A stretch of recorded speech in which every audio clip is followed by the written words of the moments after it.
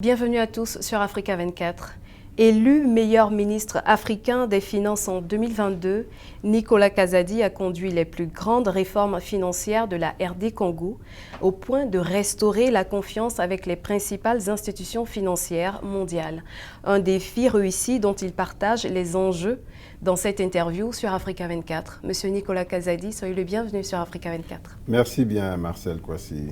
Après plusieurs années de suspension de la coopération de la RD Congo, qui a conclu en 2021 un programme triennal avec le Fonds monétaire international, quel bilan faites-vous de la réalisation de ce programme? Eh bien, le véritable bilan sera fait l'année prochaine parce que le programme s'achève en décembre de cette année et la validation de ce programme se fera l'année prochaine, au courant du premier semestre. Mais ce que je peux dire, c'est qu'au stade où nous en sommes aujourd'hui, le programme évolue plutôt bien. Nous avons passé successivement 4 revues avec succès et nous sommes à la 5e revue qui va intervenir juste après les assemblées annuelles de Marrakech. Et tout indique que nous avons la possibilité de conclure cette revue positivement. En tout cas, nous travaillons pour que ce soit le cas. Et donc, il nous restera la dernière revue et donc la validation du programme. Ce programme est important et symbolique parce que déjà au stade où nous sommes, c'est la première fois dans l'histoire du pays que l'on arrive aussi loin. Notre pays n'avait jamais réussi à achever un programme avec le FMI et n'avait jamais réussi à dépasser la 4e revue. Nous sommes à la 5e revue, il restera la 6e et nous sommes aujourd'hui en droit d'espérer de conclure pour la première fois dans l'histoire de la République un programme avec le FMI. Et nous voyons à quel point ce programme nous ouvre la voie à un nouveau paradigme. Nous avons amélioré notre notation souveraine auprès de 3 agences de notation. Nous avons également accru notre capacité à mobiliser des ressources, aussi bien les ressources concessionnelles de nos partenaires traditionnels que les ressources non concessionnelles. Nous avons connu des taux de croissance exceptionnels, jusqu'à près de 9% de croissance l'année dernière. Nous avons sensiblement réduit la pauvreté à travers tous les transferts qui ont été faits pendant ces 3 dernières années vers les populations, que ce soit à travers l'éducation ou à travers des subventions dans différents secteurs. Et même, et tout récemment, nous avons commencé la gratuité des accouchements dans un plan global de couverture santé universelle. Donc, nous pouvons estimer que nous avons commencé à transformer notre pays, notre économie, et nous pouvons espérer, dans les années qui viennent, vraiment accélérer la renaissance de ce grand pays qu'est la République démocratique du Congo. Ce qui fait l'actualité du Maroc et de l'Afrique, c'est la tenue des assemblées annuelles du groupe de la Banque mondiale et du Fonds monétaire international. Quelle appréciation faites-vous de l'accueil de cet événement par le Maroc et l'Afrique de façon générale? Oh, c'est une excellente chose. D'abord, nous avons été très solidaires de ce qui est arrivé au Maroc, le récent tremblement de terre, et en même temps, nous sommes impressionnés par la résilience de ce pays et cette ville qui est restée aussi belle qu'avant, à tout point de vue, en dépit du deuil qui l'a frappé. Et nous sommes fiers que, malgré tout, malgré l'épreuve, l'ensemble des pays membres de la Banque et du FMI ont maintenu cette réunion à Marrakech. C'est un symbole de solidarité, d'accompagnement, parce que le Maroc le mérite bien. Et donc, c'est une fierté pour les Africains de voir le retour des assemblées annuelles sur le continent à travers le Maroc.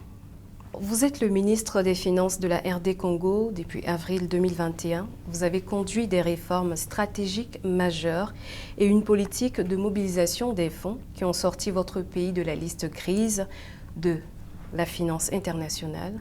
Quelles sont les réformes les plus emblématiques que vous avez conduites et l'impact de ces réformes sur le potentiel économique de votre pays?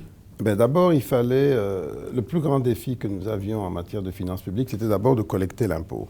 On avait un ratio de pression fiscale de 7 à 8% du PIB, ce qui est totalement en dessous du minimum qu'il faut pour un État de fonctionner normalement. Nous l'avons porté en moins de 3 années à 15%, presque 16%. C'est la première performance. Et ça, donc, ça nous a permis de doubler, presque tripler les ressources en une période très courte. grâce à un suivi attentif des revenus fiscaux, principalement ceux venant du secteur minier, mais tous les autres également. Nous avons introduit des instruments successifs de digitalisation pour contrôler la chaîne de la recette à travers des logiciels appropriés. Nous avons commencé à optimiser la fiscalité en éliminant les impôts et les prélèvements jugés non pertinents. Et donc nous avons, ça c'est du côté recettes, et du côté de la trésorerie, nous avons introduit la direction générale du Trésor et de la comptabilité publique qui va totalement changer la gestion de la trésorerie, qui va la rendre plus moderne.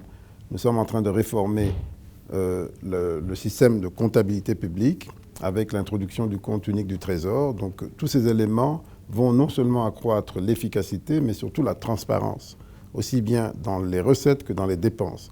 Et cette réforme s'inscrit dans un cadre plus large, qui implique également la gestion budgétaire, qui est conduite par mon collègue, le ministre en charge du budget, qui a introduit notamment la digitalisation dans les marchés publics, qui est aujourd'hui à l'ordre du jour, et la chasse au gaspillage est en cours au niveau du pays. Donc nous sommes vraiment dans un élan de réforme sans précédent. Tout cela va être clôturé par une réforme fiscale qui est la plus importante depuis 1969. Nous allons introduire, la loi est en cours d'être adoptée, elle a déjà été adoptée par l'Assemblée nationale, elle va l'être dans les prochains jours par le Sénat. Nous allons introduire une nouvelle loi sur l'impôt sur les personnes physiques et les sociétés.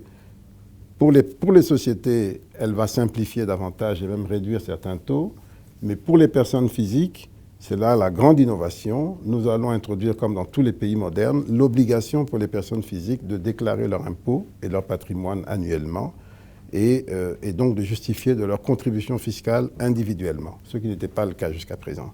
Et ça, c'est un élément de changement important qui aura un impact sur les mentalités, la responsabilité citoyenne et également sur les ressources publiques parce que nous aurons un accroissement important du nombre de contributeurs fiscaux à travers ces personnes physiques. Le taux de croissance économique de la RD Congo est passé de 6,1% en 2021 à 8,5% en 2022. Moody's avait relevé que la note de la RD Congo, autant pour moi, qui est passée de CAA1 à B3. Les régies financières sont sous votre direction, ont réalisé une levée record en doublant les recettes. Quelles sont les perspectives en 2023 et quelle stratégie adoptez-vous pour maintenir la confiance du marché? Oui, nous sommes déjà en train de nous battre pour maintenir la confiance du marché. Vous savez que ces performances exceptionnelles ont été conduites certes par nos réformes, mais aussi par une conjoncture extérieure favorable. Il y a eu une augmentation de la production minière et une amélioration du cours des principaux produits. En 2023, ce n'est pas le cas en ce qui concerne les cours de nos principaux produits. D'ailleurs, on a même une baisse sensible des cours du cobalt, dont nous sommes le premier producteur à l'échelle mondiale, et cela a un impact sur nos revenus.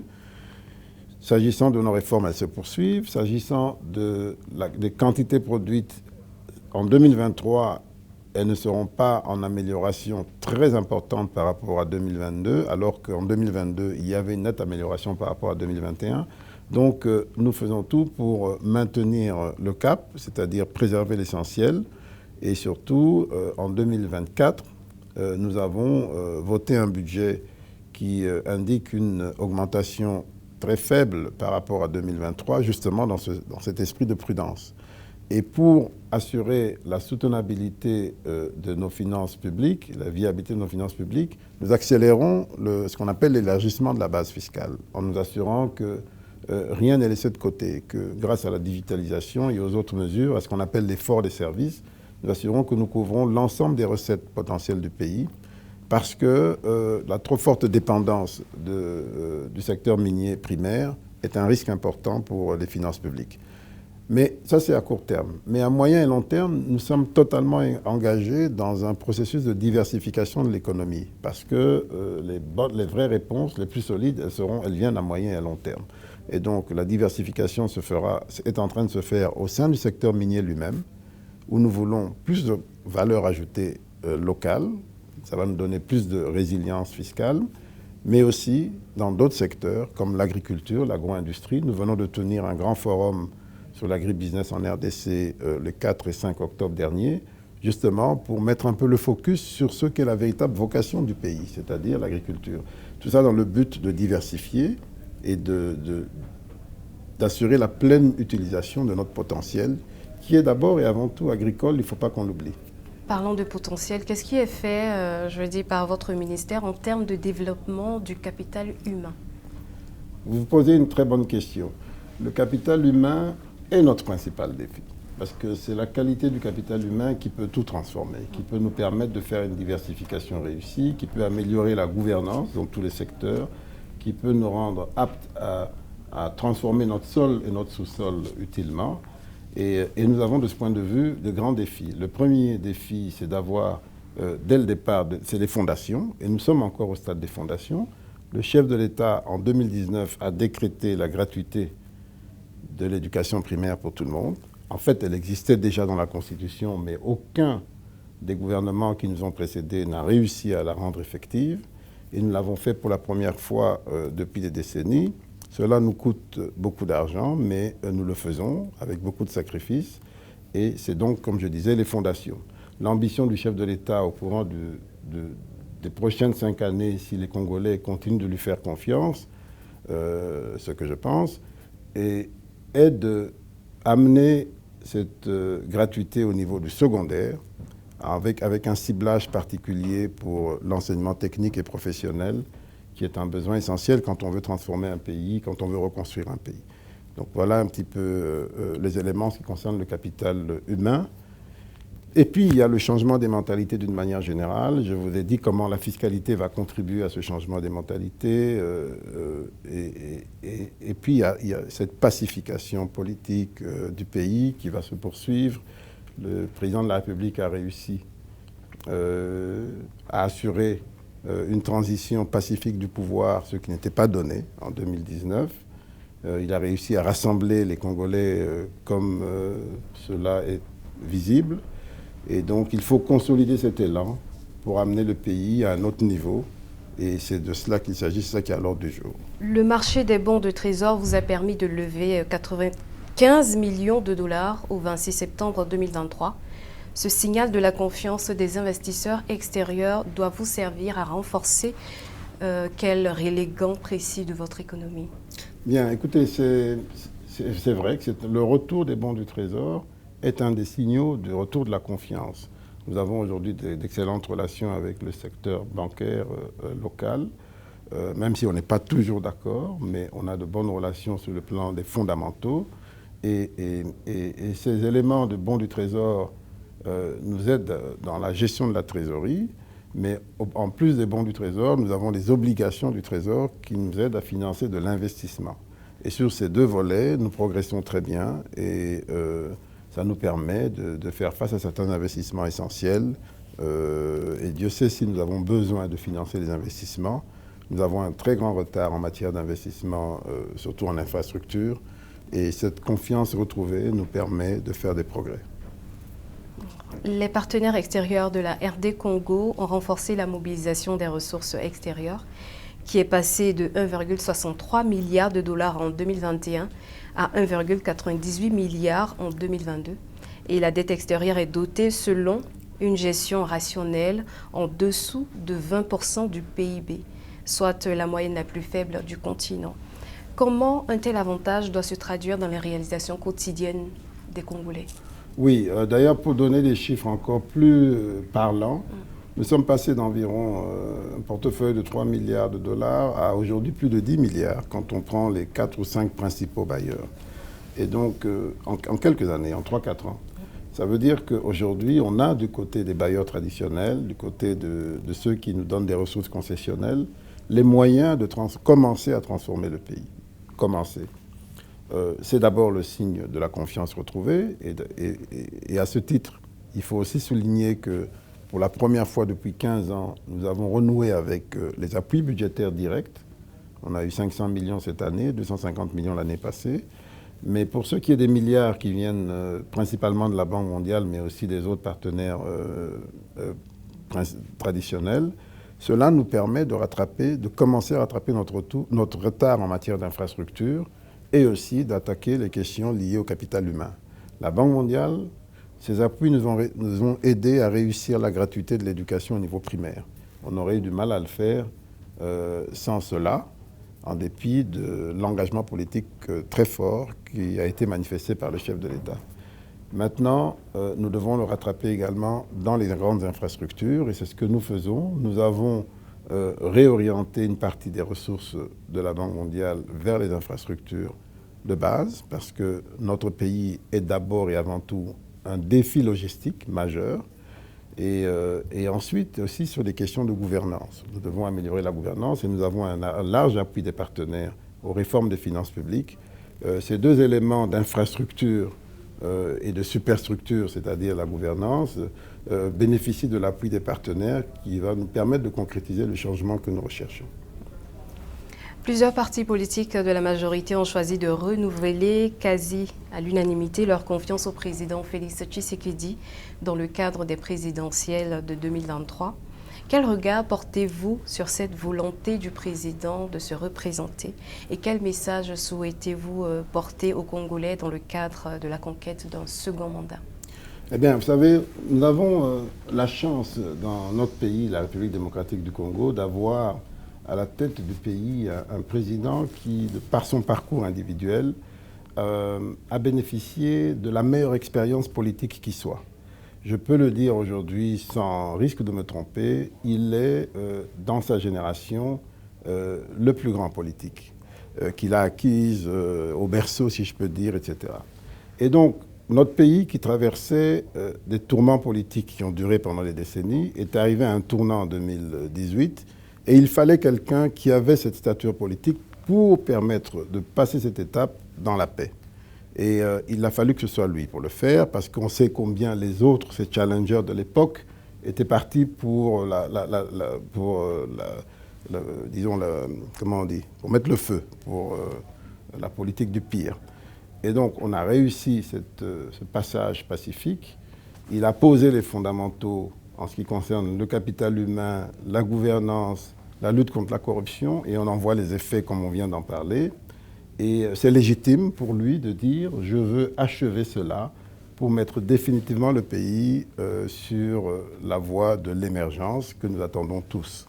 Et donc c'est tout à fait légitime pour lui de vouloir poursuivre son œuvre pendant les 5 années qui viennent. Et les Congolais le lui rendent très bien, parce qu'aujourd'hui, tout indique, cette grande mobilisation autour de sa candidature en est la preuve. Et cela d'ailleurs est attesté par toutes les enquêtes d'opinion qui sont faites depuis quelques mois. Un arc économiste de formation, vous jouissez d'une longue expérience des enjeux de développement national et international. Quel regard portez-vous sur cette première grande étape de votre parcours au service de votre pays depuis votre retour en 2019? Eh bien, je suis très fier de m'être arrimé à cette vague politique, à cette histoire de lutte politique qui aujourd'hui est en pleine action, en pleine responsabilité, et d'avoir apporté ma petite contribution, qui était au départ essentiellement technique, parce que je n'ai pas la chance d'avoir cette expérience politique. Et aujourd'hui, quand je regarde les résultats globalement, j'estime que nous pouvons être fiers de nous et qu'en équipe, on peut réussir, on peut aller loin, pourvu que chacun apporte ce qu'il peut apporter en toute humilité. Monsieur Nicolas Kazadi, merci d'avoir été l'invité d'Africa 24. Merci.